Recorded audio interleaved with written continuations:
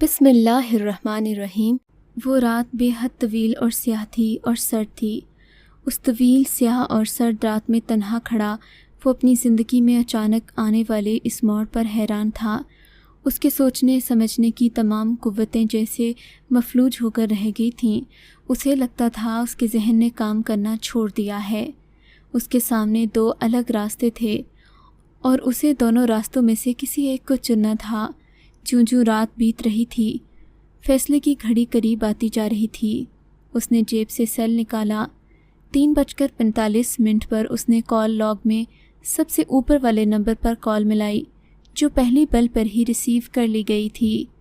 گہری سانس بھرتے اس نے دوسری طرف سے ابھرنے والی فریش سی آواز کو سنا، پھر مختصر ترین الفاظ میں اپنا فیصلہ سنا دیا۔ دو راستوں میں سے اس نے ایک راستہ چن لیا تھا۔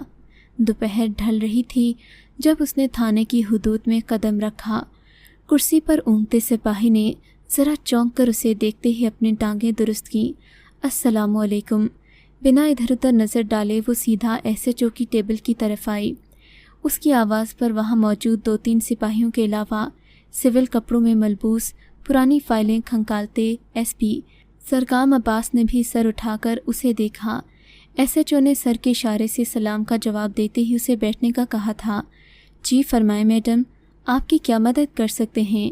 SHO فضل حق نے خوشگوار لہجے میں پوچھا۔ ہمیشہ والی کرختگی اس کے لہجے سے منقوط تھی جس کے لیے وہ مشہور تھا۔ اس کی وجہ اس لڑکی کا نہ ہونا تھا۔ باقی عملہ بھی خاصا مؤدب نظر آ رہا تھا۔ میرا نام جیا فاروق احمد ہے اور مجھے ایک FIR درج کروانی ہے، وہ اطمینان بھرے لہجے میں بولی۔ کس کے خلاف؟ SHO نے بھی اطمینان بھرے لہجے میں پوچھا۔ اعظم شہریار کے خلاف، اس نے سابقہ لہجے میں جواب دیا۔ SHO کو لگا اسے سننے میں کوئی غلطی ہوئی ہے۔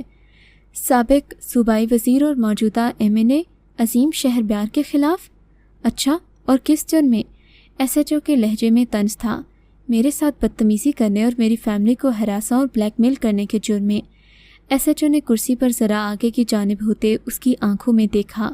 جو سوال کیا اس کا جواب بھی اسی انداز میں دیا۔ دیکھیں میڈم، یہ اتنا آسان نہیں ہے۔ کیا بات کر رہے ہیں آپ SHO صاحب؟ فضل حق کی بات کاٹتے اس کی پیشانی لمحوں میں سکڑی تھی۔ قانون کے رکھوالے ہو کر آپ ایسی بات کیسے کر سکتے ہیں؟ دیکھیں میڈم، آپ جانتی ہیں ہماری بھی کچھ مجبوریاں ہیں۔ جی بہت اچھی طرح جانتی ہوں، اس نے بھی طنز سے کہا۔ جانتی ہیں تو پھر یہ بھی جانتی ہوں گی کہ آپ کا مطالبہ ماننا ہمارے لیے ممکن نہیں ہے۔ اس کے طنز پر پہلو بدلتے ہوئے وہ بولا۔ تو اس کا مطلب ہے کہ آپ انکار کر رہے ہیں؟ اس کا انداز سوالیہ تھا۔ دیکھیں بی بی، آپ ذرا ریلیکس ہوں، وہ کچھ بے بس انداز میں بولا۔ بات صرف FIR کی نہیں ہے، اس کے بعد آپ کے لیے مسئلہ مزید بڑھ جائے گا۔ یہاں انصاف ملنا آسان نہیں ہے۔ سرگام فائل کی ورگردانی کرتا دونوں کی گفتگو سن رہا تھا۔ ایسا کرتے ہیں، شہریار صاحب کو کال کر لیتے ہیں، مسئلہ مل بیٹھ کر حل کر لیا جائے گا۔ آپ میرے سوال کا جواب دیں، آپ میری کمپلین درج کریں گے یا نہیں؟ بات صرف اتنی نہیں ہے میڈم، ہم اتنے بڑے آدمی کے خلاف رپورٹ درج نہیں کر سکتے۔ وہ جزیز ہوا۔ مجھے ہرگز کوئی حیرت نہیں ہوئی کہ قانون کی کرسی پر بیٹھ کر آپ اس طرح کی بات کر رہے ہیں۔ حیرت اس بات کی ہے کہ جب آپ لوگ یا آپ کا قانون کسی مجبور یا مصیبت زدہ کی مدد نہیں کر سکتا تو یہاں آپ کی ضرورت کیا ہے؟ آپ کو گھر کیوں نہیں بیچتے؟ آپ میرے سوال کا جواب دیں، آپ میری FIR درج کریں گے یا نہیں؟ نہیں، اس نے دو ٹوک انداز میں جواب دیا۔ Okay fine. بیگ اٹھا کر وہ پلٹی تھی۔ مس جیا، 1 منٹ۔ اپنے پیچھے ابھرنے والی بھاری آواز نے اس کے قدموں کو کھٹکنے پر مجبور کر دیا۔ جیا ایسی بے وقوفی کرے گی میرے وہم و گمان میں نہیں تھا۔ ماں نے جب سے اس کا کارنامہ سنا تھا ان کی پریشانی دو چند ہو گئی تھی۔ تو اور کیا کرتی اماں، بات اتنی بڑھ چکی تھی، کوئی قدم اٹھائے بغیر چارہ ہی نہیں تھا۔ تو یہ سب کر کے تم دونوں کو لگتا ہے کہ مصیبت ٹل جائے گی یا کوئی انقلاب آ جائے گا؟ ماں نے سوال سامیہ سے پوچھا تھا جو بہت اطمینان سے دال چاول کھانے میں مصروف تھی۔ اماں، اب حالات بدل گئے ہیں۔ اچھا، اماں کا اچھا اتنا تنزیہ تھا کہ سامیہ نے سر جھکا لیا۔ تو کیا کریں، خاموش ہو کر بیٹھ جائیں، انصاف بھی نہ مانگیں؟ وہ زچ ہو چلی۔ کیوں نہیں، ضرور انصاف مانگو۔ میں کیا کہہ رہی ہوں، تم کون سا میری سنتی ہو؟ اماں، اب جو ہونا تھا ہو گیا۔ سامیہ نے انہیں ٹھنڈا کرنے کی کوشش کی۔ ہاں بیٹا، اب جو ہونا تھا ہو گیا، بس بھگتنا باقی ہے۔ رات کو سامیہ اور وہ اکیلی تھیں۔ سامیہ نے پھر وہی موضوع اٹھایا جو سونے کی کوشش کر رہی تھی۔ جھٹکے سے اٹھ بیٹھی۔ غلط قدم؟ کیا میرا انصاف مانگنا غلط ہے؟ اس کے ایسے سوال پر سامیہ نے گہری سانس بھری۔ تمہیں کیا لگتا ہے یہاں انصاف اتنی آسانی سے مل سکتا ہے؟ کوشش تو کی جا سکتی ہے نا؟ اس کا لہجہ پر امید تھا۔ یہاں انصاف صرف خریدا جا سکتا ہے، ہم جیسے لوگ اس کی قیمت نہیں چکا سکتے۔ سامیہ کے دھیمے لہجے میں کہے الفاظ نے اسے چند لمحوں کے لیے خاموش کروا دیا۔ کیا بکواس کر رہے ہو فضل؟ شہریار اعظم کے غضبناک انداز نے ایس ایچ او کی گگھی بندھا دی۔ تم نے میرے خلاف ایف آئی آر کاٹی، وہ بھی اس 2 ٹکے کی صحافی کے کہنے پر؟ فضل حق فون کے اس طرف بیٹھا بھی اس کے اشتعال کا اندازہ لگا سکتا تھا۔ میں ایسا کرنے کا سوچ بھی نہیں سکتا جناب، وہ تو زرگام صاحب وہاں موجود تھے، ان کے کہنے پر ساری کارروائی کی گئی۔ فضل حق نے ڈرتے ڈرتے بات مکمل کی۔ کیا بک رہے ہو؟ میں سچ کہہ رہا ہوں سر۔ فضل حق کی بات پر خاموشی چھا گئی۔ شہریار نے ہنکارا بھرا، تو یہ سب زرگام عباس کے کہنے پر ہوا؟ جی سر، آپ تصدیق کروا سکتے ہیں۔ وہ اچھی خاصی رش ڈرائیونگ کر رہا تھا، اس کا ارادہ جلد گھر پہنچنے کا تھا۔ اس کی نظر ایک لڑکی پر پڑی۔ اس نے ڈرائیور کو گاڑی روکنے کا کہا۔ نیچے اتر کر اس نے اس لڑکی سے اس کی پریشانی کی وجہ پوچھی۔ اس لڑکی کی گاڑی اچانک خراب ہو گئی تھی اور ڈرائیور آدھے گھنٹے سے مکینک کی تلاش میں گیا تھا۔ اس کا کوئی اتا پتہ نہیں تھا۔ وہ اپنا سیل گھر بھول آئی تھی، فی الحال کسی سے بھی رابطہ کرنے سے قاصر تھی۔ وہ پریشان تھی، گہری ہوتی شام اسے ہراساں کرنے کے لیے کافی تھی۔ اس کے سیل سے اس نے گھر سے کال کی۔ اس دن وہ اسے گھر چھوڑ آیا، وہ بہت ممنون تھی۔ ان کی اگلی ملاقات ایک شادی میں ہوئی۔ وہ اپنے کلیگ کی شادی میں آیا تھا اور منوا دوست کی بہن کی شادی میں انوائٹڈ تھی۔ یہ دونوں اتفاقیہ ملاقاتیں تھیں۔ اگلی کئی ملاقاتوں کی وجہ یہی ملاقاتیں بنیں۔ وہ دونوں ایک دوسرے سے بے تکلف ہو گئے۔ دونوں کے گھر والوں کو خبر تک نہ ہوئی۔ وہ زرگام عباس جس کے لیے منوا کے بغیر زندگی کا تصور بھی نہیں تھا، وہ منوا جس نے زرگام کو جب دیکھا اسے ہر چیز نظر آنا بند ہو گئی۔ دونوں کا تعلق اونچے گھرانوں کا تھا، مسئلہ دولت کا نہیں تھا، مسئلہ سیاست کا تھا۔ زرگام کے بابا اور منوا کے لالا اعظم شہریار کا تعلق مختلف نظریۂ سوچ والی جماعتوں سے تھا۔ ماضی میں یہ لوگ ایک دوسرے پر کیچڑ اچھالتے رہے۔ یہ رشتہ تو سوچا بھی نہیں جا سکتا تھا۔ جیا کا تعلق ایک لوور مڈل کلاس سے تھا۔ ماں باپ سفید پوش لوگ تھے جن کے پاس عیش کرنے کے لیے باپ دادا کی دولت نہیں تھی۔ اس کے باپ نے ساری زندگی محنت سے رزق حلال کمانے میں گزار دی۔ 3 بیٹیاں قدرت کا تحفہ، جن کی انہوں نے انتہائی ایمانداری اور دل جمی سے تربیت کی تھی۔ اچھی تعلیم اور اچھی پرورش، سچائی اور ایمانداری کے سبق ان کے ماں باپ نے انہیں دل جمی سے پڑھائے تھے۔ صبا کی شادی کے بعد ابو بیمار پڑ گئے تھے، لیکن انہوں نے ہمت نہیں ہاری۔ اب تو 4 سال ہو گئے اسے جاب کرتے کرتے۔ وہ ایک صحافی تھی، لکھتی بھی ایسا کہ بڑے بڑوں کے چھکے چھوٹ جاتے۔ کبھی کبھار جب اس کے قلم کی نوک زیادہ تیز ہو جاتی اور گھر کے فون کی گھنٹی مسلسل بجتی تو اس کی ماں ہولتیں، اسے ڈراتی، محتاط رہنے کو کہتی۔ زندگی یوں بھی کبھی نرم گرم گزر رہی تھی۔ پھر اچانک ایک دن مراد بی بی اس سے ملنے اس کے آفس آئی۔ وہ اعظم شہریار کے خاص بندے کی بربریت کا نشانہ بنی تھی۔ کہانی نئی نہیں تھی، مگر جیا کے لیے اعظم شہریار کا رد عمل حیران کن تھا۔ بہت افسوس ہوا سن کر، اس کے لہجے سے ظاہر ہو رہا تھا، مگر اطمینان رکھیے میں اس سارے واقعے کی تحقیقات ضرور کروں گا۔ وہ بختیار علی مجرم ہے تو اسے سزا ملے گی۔ جیا کو اس نے یقین دلایا۔ وہ واپس چلی آئی، پھر چند دن بعد دوبارہ اس کے پاس گئی۔ وہ صوبائی سطح پر وزیر قانون تھا۔ وہ دیکھنا چاہتی تھی کہ وہ بختیار علی کے جرم کی سزا کیا دلواتا ہے۔ دیکھیں بی بی، میں مانتا ہوں کہ بختیار سے غلطی ہوئی ہے اور میں اس کا ازالہ کرنے کو بھی تیار ہوں۔ آپ پوچھیے مراد بی بی سے اسے کتنی رقم چاہیے۔ جیا کو یوں لگا جیسے وہ اس نے کہا نہیں بلکہ اس کے منہ پر اور تمام پاکستانیوں کے منہ پر تمانچہ مارا ہے جو ایسے خود غرض، بے حس، لالچی اور کرپٹ لوگوں کو منتخب کر کے ایوانوں میں بھیجتے ہیں۔ تبھی جیا نے اس کے خلاف تھانے میں جانے کی کوشش کی تھی، لیکن یہ سب کسی کام کا نہ تھا، اور پھر اس سزا میں اسے اس کی نوکری سے بھی نکال دیا گیا۔ لیکن حیرت تو اسے تب ہوئی تھی جب مراد بی بی کے گھر والوں نے اس سے ملنے سے انکار کر دیا۔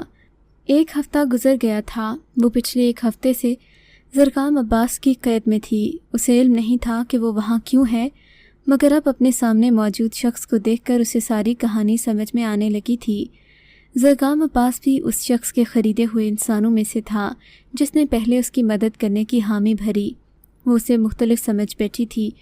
بے ساختہ اسے اپنی کم فہمی پر رونا آیا۔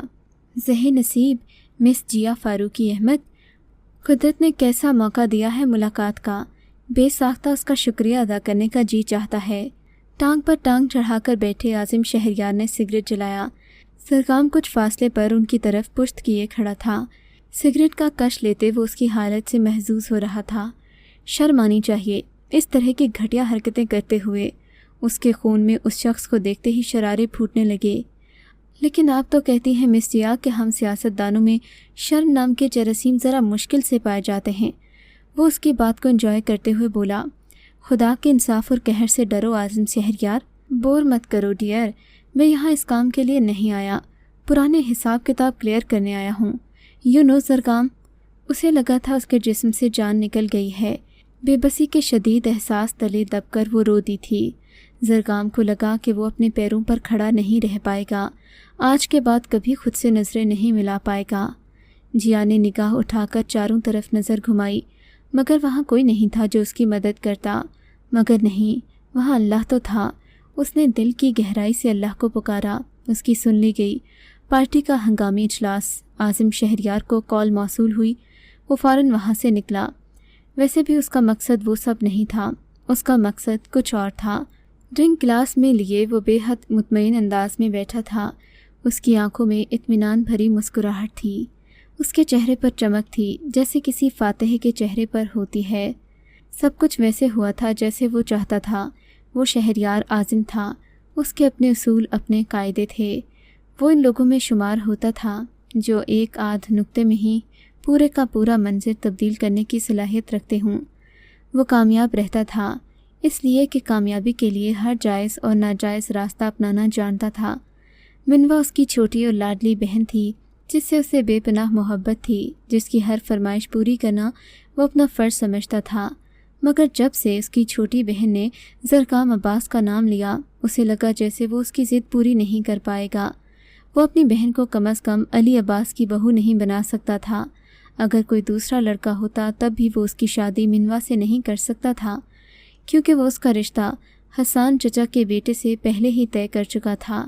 منوا کی ضد پر وہ وقتی طور پر خاموش ہو گیا تھا، مگر ایک بات طے تھی کہ اس کی شادی وقاص سے ہی ہونا تھی۔ چیزیں ابھی اس کے حق میں نہیں تھیں، ابھی حق میں کرنا تھیں۔ زرگام عباس اور جیا فاروق دونوں ہی ایماندار اور فرض شناس تھے، اپنے اپنے پیشے سے مخلص لوگ تھے۔ بری چیز یہ تھی کہ دونوں ہی اس کے خلاف تھے۔ جیا فاروق وہ معمولی صحافی، وہ اس کے خلاف سچ لکھنے چلی تھی، اور زرگام عباس اس کے خلاف انکوائریاں کرتا پھر رہا تھا۔ حد تو یہ کہ اسے نامزد بھی کر دیتا ہے بنا کسی تعلق داری کا لحاظ کیے تو پھر ٹھیک ہے، قرض رکھنے والوں میں سے تو وہ بھی نہیں تھا۔ اسے ان دونوں سے نمٹنا تھا، مگر اکیلے اکیلے۔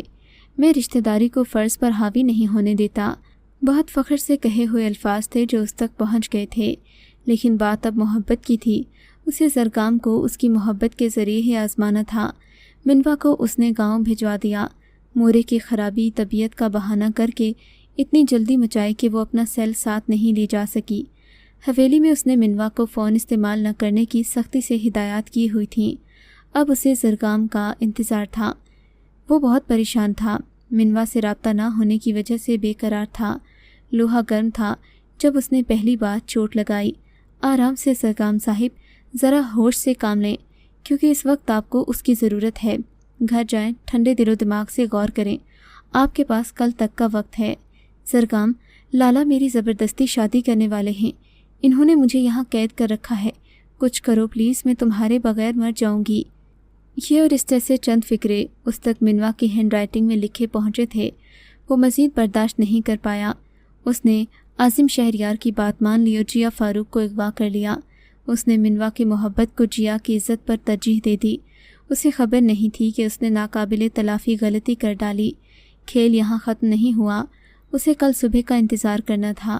دوسری طرف سے کال موصول ہوتے ہی اس نے انتظامات کا پوچھا۔ مطمئن ہو کر اس نے کال بند کر دی۔ اس کے لبوں پر مسکراہٹ تھی۔ اگلے دن زرگام عباس کو اس کے دوست نے بتایا، جانتے ہو اس نے تمہارے ساتھ کیا کیا ہے؟ اس شخص نے چوہے دانی لگائی ہے اور تم اس میں پھنس چکے ہو۔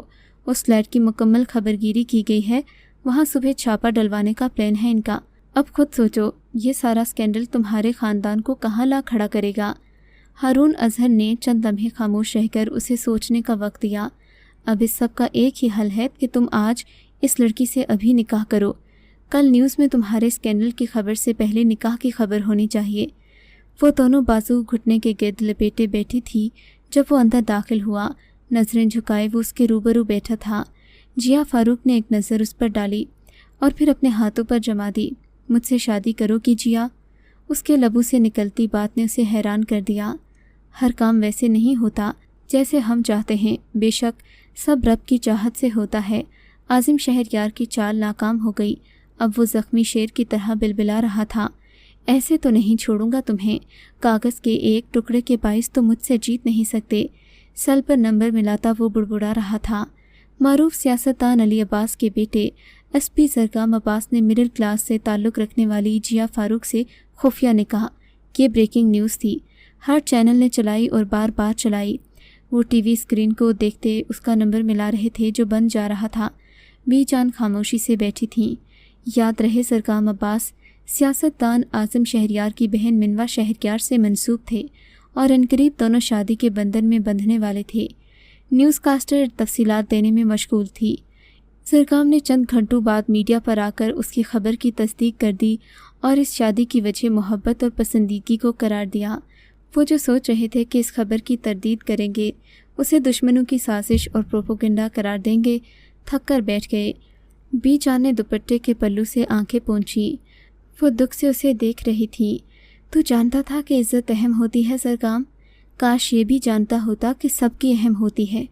عزت سے چکائے جانے والی قیمتیں انسان کے سر کو ہمیشہ جھکا دیتی ہیں۔ میں شرمندہ ہوں بی جان۔ اس کا سر مزید جھک گیا تھا۔ تم جانتی ہو مجھے آج بھی کتنی محبت ہے تم سے۔ اس کے لہجے میں آج بھی وہی خوشبو تھی اور انداز میں سچائی، مگر سامنے بیٹھی عورت کی آنکھوں میں بے اعتباری تھی۔ یہ وہ عورت تھی جس کے لیے اس نے گھر والوں کی مخالفت موڑ لی تھی، جس کے عشق میں اس نے ہر حد پھلانگ لی۔ وہ عورت جس کی محبت کی قیمت اس نے کسی کی عزت سے چکائی تھی، اور یہی عورت اسے بے اعتباری سے دیکھ رہی تھی۔ ساری دنیا اس کا اعتبار نہ کرتی، اسے پرواہ نہ تھی، مگر کم از کم یہ عورت تو کرتی۔ دوسری طرف منوا اس وقت دکھ کے جنگل میں بھٹک رہی تھی۔ یہ مرد ہے اور پرت در پرت ہے۔ یہ وہ مرد ہے جسے میں نے دیکھا اور پھر مزید کچھ دیکھنے کی خواہش نہ رہی، جس کے لیے ساری دنیا سے ٹکر لینے کی ٹھان لی۔ یہ وہ مرد ہے جو ابھی 50 لوگوں 10 کیمروں کے سامنے کھڑے ہو کر کہہ رہا تھا کہ اسے جیا فاروق سے محبت ہے، اور اب یہاں ویرانے میں بیٹھ کر مجھے محبت کی کہانی سنا رہا ہے۔ میں اس کا اعتبار کیسے کروں؟ وہ تمہیں لے آیا تھا بیچ میں، تمہاری ذات رکھتی تھی اس نے درمیان میں۔ اس نے کہا تھا کہ وہ چھین لے گا تمہیں مجھ سے۔ میں ڈر گیا تھا، میں تمہیں کھونے کے خوف سے خوف کھا گیا تھا، تمہارے بنا ادھورا تھا۔ وہ بتا رہا تھا اور منوا کو سمجھ نہ آ رہا تھا کہ وہ اس پر ہنسے یا روئے۔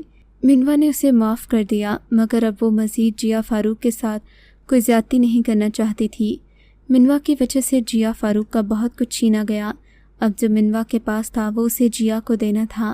حساب برابر تو نہ ہوتا، مگر کوشش تو کی جا سکتی تھی۔ پھر جب اعتبار ہی کھو جائے تو کچھ نہیں بچتا۔ رہی جیا فاروق، تو اگر وہ زرگام کے ساتھ رہنے کے لیے تیار تھی تو صرف اپنے معذور باپ، بے بس ماں اور بہنوں کے لیے۔ وہ آج بھی اس کے سامنے نظر جھکا کر رکھتا تھا۔ وہ بار بار اس سے اپنی غلطی کی معافی مانگ چکا تھا، اور وہ کہتی تھی کہ ابھی میرے زخم کچے ہیں، ابھی وہ راستے ہیں جن پر میں نے اعتبار کھویا ہے، مجھے وقت دو۔ اور زرگام محو انتظار ہے کہ کب وہ اسے معاف کر دے اور وہ دونوں جو کب سے ساتھ ساتھ چل رہے ہیں ایک ساتھ چل سکیں۔ اگر آپ کو آج کا یہ واقعہ پسند آیا ہے تو اس ویڈیو کو لائک ضرور کیجیے، اور اس طرح کے مزید قصے سننے کے لیے ہمارے چینل اردو مورل سٹوری کو سبسکرائب ضرور کیجیے۔